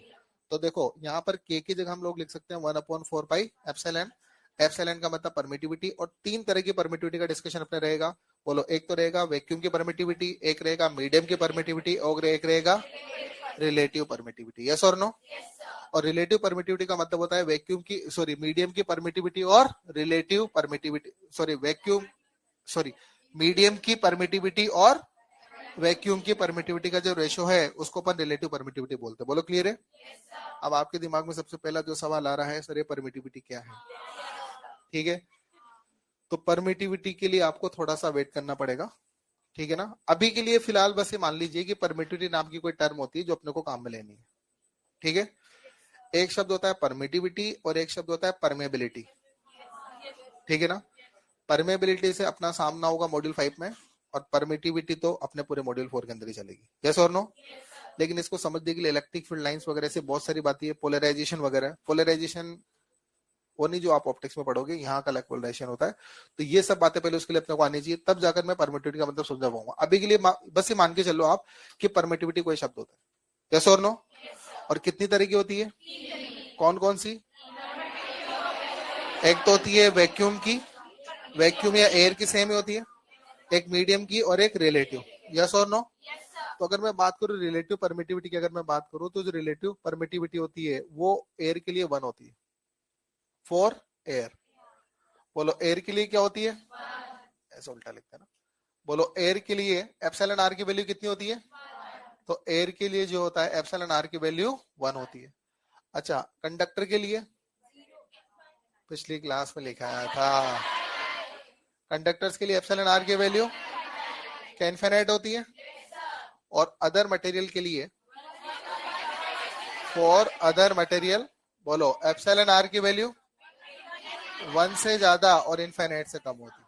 बोलो, क्लियर होती है ना? तो 1 से ज्यादा और इनफिनिट से क्या होती है? कम। क्लियर? अब देखो ध्यान से सुनो। अच्छा देखो, ये तो मैंने क्या करा कि दो चार्ज के बीच में लगने वाले फोर्स को लिख दिया, तो दो चार्ज के बीच में लगने वाला फोर्स हो जाता है के Q1 Q2 अपॉन आर। अब ध्यान से सुनना, अब जो मैं बोल रहा हूँ वो इंपॉर्टेंट है। जैसे मान लीजिए आपसे बोला जाता है कि दो चार्ज है ना वैक्यूम में रखे हुए, Q1 Q2 कहाँ रखे, उनके बीच का फोर्स लिखना है। तो देखो दो चार्ज के बीच में जो वैक्यूम में लगने वाला फोर्स होगा, अब इधर ध्यान से सुनना, दो चार्ज के बीच में जो वैक्यूम में लगने वाला फोर्स होगा तो उसके लिए फॉर्मूला के Q1 Q2 by R square. अच्छा, के की जगह क्या आएगा? 1/4 पाई एप्सिलॉन, 1/4 पाई, ई नहीं, ई मत बोलना, इसको एप्सिलॉन बोलना, पहले तो मैं बोल दूं। तो बोलो के की जगह क्या आएगा? 1/4 पाई। अच्छा, अब ध्यान से सुनना, अगर आपके चार्जेस वैक्यूम में रखे ना तो परमिटिविटी वैक्यूम के लेंगे, और अगर चार्जेस आपके मीडियम में रखे हैं तो परमिटिविटी मीडियम के लेंगे। यस और नो? मैं भी दो चार्जेस के बीच में लगने वाला फोर्स वैक्यूम में कैलकुलेट कर रहा हूँ। कहाँ कैलकुलेट कर रहा हूँ? तो जब मैं के की जगह 1/4 बाई एप्सिलॉन लिखूंगा तो एप्सिलॉन कौन सा लूं, मीडियम का या वैक्यूम का? तो वैक्यूम का जो एप्सिलॉन होता है उसको एप्सिलॉन नॉट से लिखते हैं। तो के की जगह मैंने लिखा 1/4 by epsilon naught into Q1 Q2 upon R square. अच्छा, ये फोर्स का फॉर्मूला कब काम में लूंगा? जब दो चार्जेस वैक्यूम में और उनके बीच में फोर्स कैलकुलेट करना है। अगर मान लीजिए कि दो चार्जेस अगर मीडियम में है, दो चार्जेस कहाँ है, तो बताइए अगर उनके बीच में फोर्स लिखना है तो वही फॉर्मूला है के Q1 Q2 by R square. अच्छा, के की जगह 1/4 पाई एप्सिलॉन, लेकिन अब चार्जेस आपके मीडियम में रखे हैं ना, तो परमिटिविटी भी, मतलब सिंपल सी बात है कि जब आप ये फॉर्मूला यूज करेंगे तो आपको ये देखना है कि चार्जेस मीडियम में है कि वैक्यूम में। अगर मीडियम में चार्जेस रखे हैं तो एप्सिलॉन मीडियम का लोगे, और अगर चार्जेस वैक्यूम है तो एप्सिलॉन नॉट, सॉरी एप्सिलॉन किसका लोगे? वैक्यूम का। जब वैक्यूम में फोर्स कैलकुलेट कर रहे हो तो एप्सिलॉन वैक्यूम का लिया, और मीडियम में फोर्स कैलकुलेट कर रहे हैं तो एप्सिलॉन भी मीडियम का। तो मीडियम के लिए एप्सिलॉन को एप्सिलॉन एम से लिखते हैं ना, इनटू Q1 Q2 अपॉन में आर स्क्वायर। अच्छा, इसमें किसको कंफ्यूजन है पहले तो बताओ मेरे भाई। देखो, यही फॉर्मूला है ना फोर्स निकालने का, के Q1 Q2 by R square. के का मतलब होता है 1/4 बाई एप्सिलॉन। अब एप्सिलॉन तो तीन तरह का होता है, एप्सिलॉन वैक्यूम का भी होता है और एप्सिलॉन मीडियम का भी होता है। तो अगर आपसे बोला जाता है कि आपके चार्जेस वैक्यूम में रखे हैं तो फिर एप्सिलॉन वैक्यूम का लो, जिसको अपन एप्सिलॉन नोट से लिखते हैं। अगर आपके चार्जेस मीडियम में रखते हैं, अगर आपके चार्जेस मीडियम में रखे हैं तो फिर एप्सिलॉन मीडियम का लो, जिसको अपन एप्सिलॉन एम से लिखते हैं। यस और नो? अब देखो, वैक्यूम में और मीडियम में लगने वाले फोर्स में रिलेशन निकालने जा रहा हूं मैं, ठीक है। अब एक चीज बताओ, आप ये तो जानते हो ना कि जो एप्सिलॉन एम होता है उसकी जगह मैं लिखता हूँ epsilon naught epsilon R. Epsilon M को क्या लिख दूं? तो बता बेटा, मैं एफ मीडियम को क्या लिख सकता हूँ? एफ मीडियम को मैं लिख सकता हूँ 1/4 pi epsilon naught epsilon R Q1 Q2 by R square, ऐसा लिख दूं?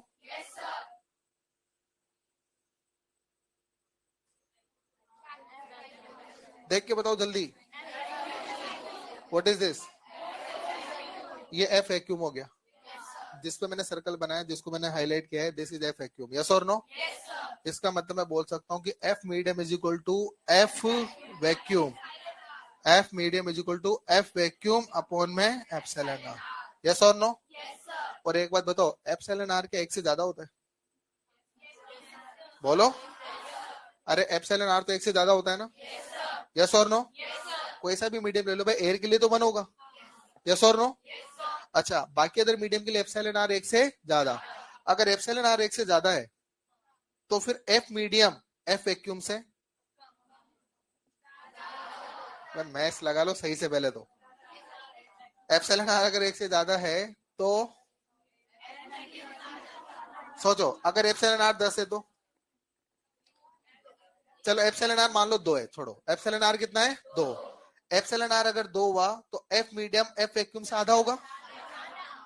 अबे कम होगा ना नालायक को, तुम्हारे क्या दिमाग खराब हो रहा है क्या? चलो इधर देखो तुम लोग।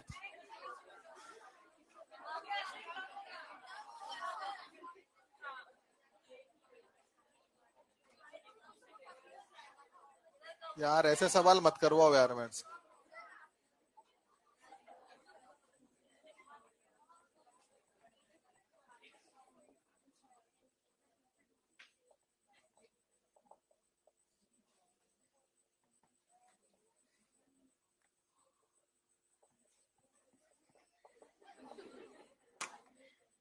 अब बताओ मेरे को, अब बताओ फटाफट से बोलो, क्या होगा जल्दी बोलो। जैसे माना वो आपसे बोला कि दो चार्जेस वैक्यूम में रखे हैं तो फोर्स है 10 न्यूटन। ठीक है, अब उनको मैंने किसी मीडियम में लाके रख दिया, और मीडियम का डायलेक्ट्रिक कांस्टेंट 2 है। मीडियम का एप्सिलॉन आर कितना है? 2 है। तो अब मीडियम में फोर्स बताओ। तो 5। तो बताओ चार्जेस के बीच में वैक्यूम का फोर्स ज्यादा है कि मीडियम में फोर्स ज्यादा है? वैक्यूम में फोर्स ज्यादा होता है, मीडियम में आते हैं चार्जेस के बीच का फोर्स क्या कम हो जाता है ना? तो ध्यान रख लेना, चार्जेस के बीच में फोर्स वैक्यूम में ज्यादा लगता है कि मीडियम में? तो यहां से मैं लिख सकता हूँ कि एफ मीडियम, बोलो क्या लिखूं जल्दी बोलो। F medium is less than, और ये क्वेश्चन साथ में लिखना नहीं तो तुम्हारे पेट में घर पे जाके दर्द होगा। वो जो क्वेश्चन है, अब सुने सुने सुने, एक कंक्लूजन निकाल लेते हैं तो फिर यहाँ से अपन लोग कंक्लूजन निकाल लें कि मान लीजिए कि 2 पॉइंट चार्ज मेरे पास है, वो मान लीजिए कि वैक्यूम में रखे हुए थे। Q1 Q2 दो चार्ज थे वैक्यूम में, कितनी दूरी पर थे? R दूरी पर। तो उनके बीच में फोर्स जो भी था वो मान लो F है। उनके बीच में जो फोर्स था वो कितना है? उन्हीं चार्जेस को, उन्हीं Q1 Q2 को सेम डिस्टेंस R पर मैंने मीडियम में रख दिया। वैक्यूम में Q1 Q2 को कितनी डिस्टेंस पर रखा? वही Q1 Q2 मीडियम में रख दिया R डिस्टेंस पर। मतलब आपका क्वेश्चन ऐसे बोल सकता है कि दो चार्ज जब एयर में रखे थे, एयर वैक्यूम एक ही बात अपने लिए। यस और नो? दो चार्जेस जब एयर में रखे थे तो फोर्स मान लो F था। कितना था? उनको मैंने किसी ऑयल में लाके रख दिया, या मैंने उनको वाटर में लाके रख दिया। तो ऑयल और वाटर ये सब क्या है? तो मीडियम में लाके रख दिया, तो जिस मीडियम में लाके रखा, तो मीडियम में वही चार्जेस रखे हैं और वही डिस्टेंस रखी है मैंने उनके बीच में। आर डिस्टेंस पर वैक्यूम है तो आर डिस्टेंस पर मैंने उनको मीडियम में रखा है। तो बताओ अब उनके बीच का फोर्स जो लग रहा होगा वो कितना लग रहा होगा? पहले जितना, पहले के बराबर, या पहले से कम? बोलो। पहले जितना, पहले से कम? पहले से कम। मतलब चार्जेस को वैक्यूम से उठाकर सेम डिस्टेंस पर अगर आप मीडियम में लाकर रख दोगे तो मीडियम में लगने वाला फोर्स वैक्यूम से कम हो जाएगा। किस किस की बात समझ में आएगी? बोलो, क्लियर है ना? ठीक है, लिख दो। अच्छा तो थोड़ा 2 लाइन लिख दो पहले इसके बीच में। लिखे कूलाम स्लो में लिखे, force between 2 point charges, force between 2 point charges is directly proportional to the product of charges, force between 2 point charges is directly proportional to the product of charges and inversely proportional to